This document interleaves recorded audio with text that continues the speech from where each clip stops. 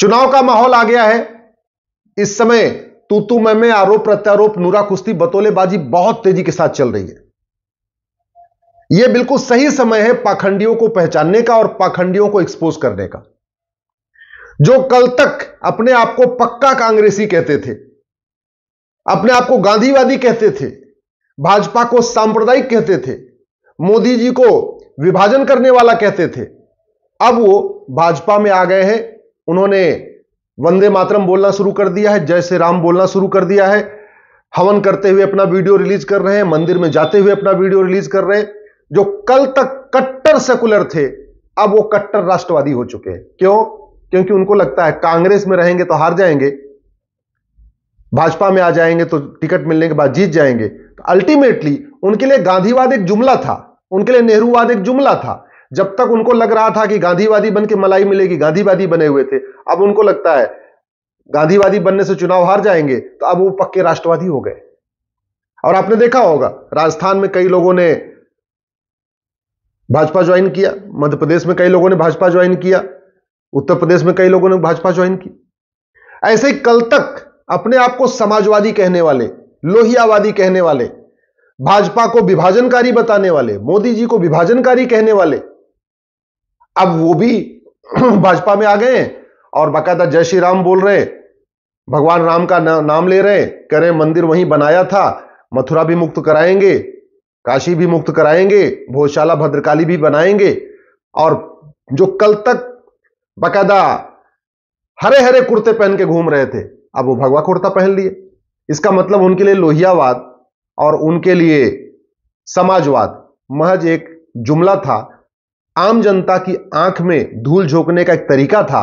वास्तव में उनको सत्ता चाहिए, सत्ता जैसे मिले, सपा में मिल रह के मिले तो सपा में, और भाजपा में आने से मिले तो भाजपा में। अल्टीमेटली उनको सांसद बनना, विधायक बनना। बंगाल में बहुत सारे वामपंथियों ने जो कल तक मार्क्स की बात करते थे, लेनिन की बात करते थे, वो भी भाजपा में आ गए। उनको लगता है माहौल अच्छा है 2019-2024 का, वामपंथी बनने से चुनाव नहीं जीत पाएंगे, तो काम करो, वंदे मातरम बोलो, भारत माता की जय बोलो, भगवा कपड़ा पहनो, राम की बात करो, कृष्ण की बात करो, ज्ञानवापी की बात करो, काशी मथुरा की बात करो, सनातन धर्म की बात करो। एक तो सज्जन राजस्थान में 2019 में भाजपा से जीत के आए थे, इस बार उनको टिकट नहीं मिला, और कल तक वो राहुल गांधी को बेवकूफ, पप्पू, पता नहीं क्या क्या बोलते थे।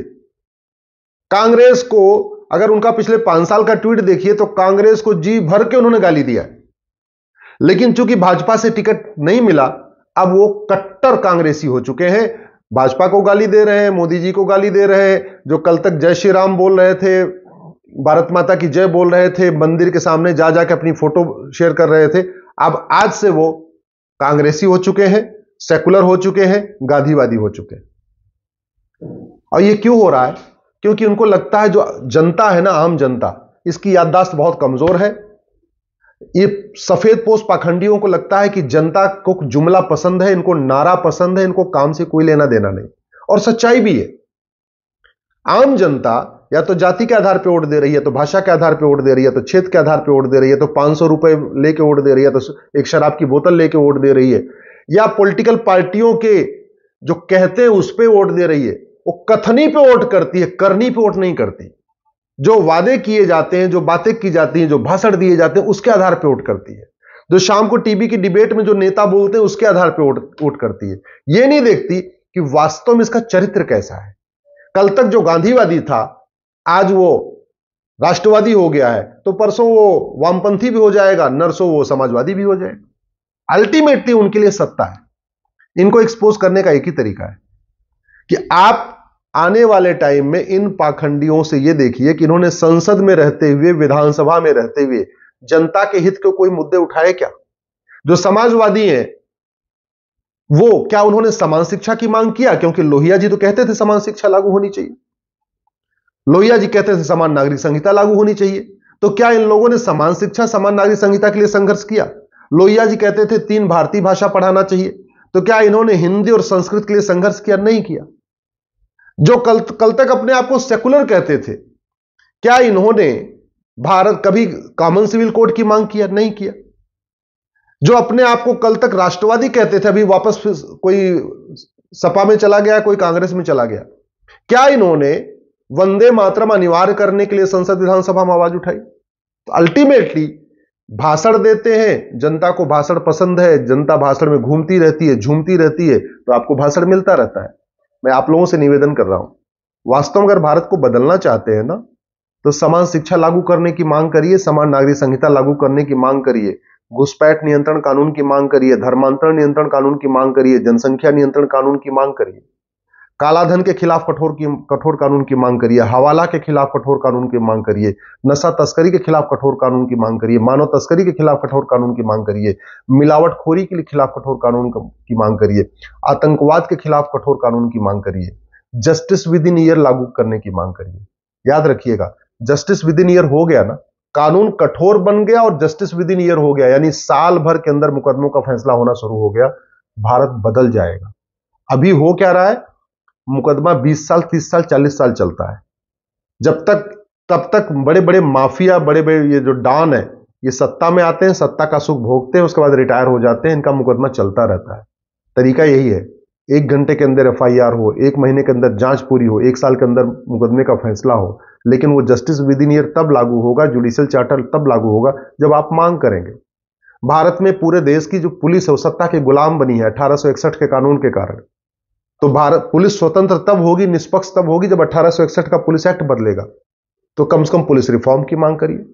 अनपढ़, अनाड़ी, गंवार सांसद विधायक बन रहे हैं। होमगार्ड बनने के लिए भी 10वीं पास चाहिए, लेकिन सांसद विधायक बनने के लिए कुछ नहीं चाहिए। क्लर्क बनने के लिए भी बाकायदा ऑल इंडिया लेवल पे एग्जाम होता है। टीचर बनने के लिए टीचर एलिजिबिलिटी टेस्ट होता है, लेकिन सांसद विधायक बनने के लिए कोई टेस्ट भी नहीं है।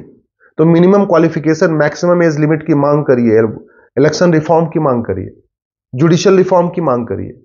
हमारे देश में व्यापार के नाम पे हुक्का बार खुल रहे हैं, डांस बार खुल रहे हैं, सट्टा बार खुल रहे हैं, एक तरीके से व्याभिचार के अड्डे खुलते चले जा रहे हैं।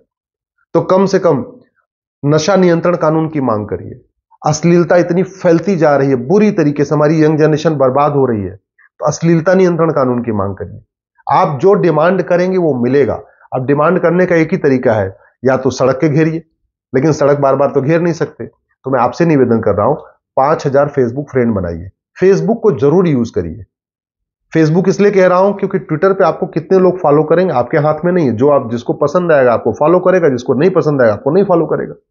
लेकिन फेसबुक पे आप 5000 लोगों को जोड़ सकते हैं। आप डेली 100 लोगों को रिक्वेस्ट भेजिए, फ्रेंड रिक्वेस्ट भेजिए, आराम से आपको एक्सेप्ट करते चले जाएंगे। देखते देखते 2-3 महीने के अंदर आपके पास 5000 फेसबुक फ्रेंड हो जाएंगे।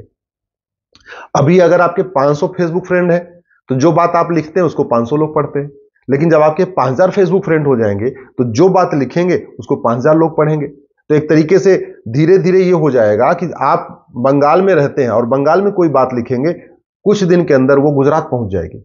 आप गुजरात में रहते हैं, कोई बात लिखेंगे, फिर 5000 अगर आपके फेसबुक फ्रेंड होंगे तो धीरे धीरे वो कश्मीर तक बात पहुंच जाएगी। तो नतीजा ये होगा कि जितनी अच्छी चीजें हैं वो पूरे देश में फैलेंगी, जागरूकता बढ़ेगी। तो फेसबुक का उपयोग करिए, व्हाट्सएप का उपयोग करिए, पाखंडियों को एक्सपोज करना शुरू करिए। जो कल तक केवल चुनावी लालच में सांसद विधायक बनने के लिए इस तरीके का पाखंड कर रहे हैं ना, इनको एक्सपोज करना जरूरी है, क्योंकि ये अदरवाइज ये फिर सत्ता में जाएंगे, ये फिर सांसद विधायक बनेंगे, फिर ये केवल बतौलेबाजी करते रहेंगे, आपको भाषण पिलाते रहेंगे। कभी आपको जाति की अफीम खिलाएंगे, कभी भाषा की अफीम खिलाएंगे, कभी आपको क्षेत्र की अफीम खिलाएंगे। तो जातिवाद, भाषावाद, क्षेत्रवाद को बढ़ाएंगे, और जातिवाद, भाषावाद, क्षेत्रवाद बढ़ेगा तो सनातन धर्म कमजोर होगा। अब दूसरा क्या करेंगे, आपको जय श्री राम बोलेंगे, कोई वंदे मातरम बोलेंगे, कोई गांधीवाद की बात करेगा, कोई लोहियावाद की बात करेगा। धरातल पे तो कानून बनाएंगे नहीं, तो उससे भी कोई फायदा नहीं है। व्यवस्था तब बदलेगी जब कानून बनेगा, और कानून तब बनेगा जब आप डिमांड करेंगे। और डिमांड करने के लिए रोज रोज तो आप सड़क पे उतर नहीं सकते। एक ही तरीका है, 5000 फेसबुक फ्रेंड बनाइए, जो आपको सही लिखता है उसको लिखिए, समस्या लिखिए, मूल कारण लिखिए, अस्थायी समाधान लिखिए।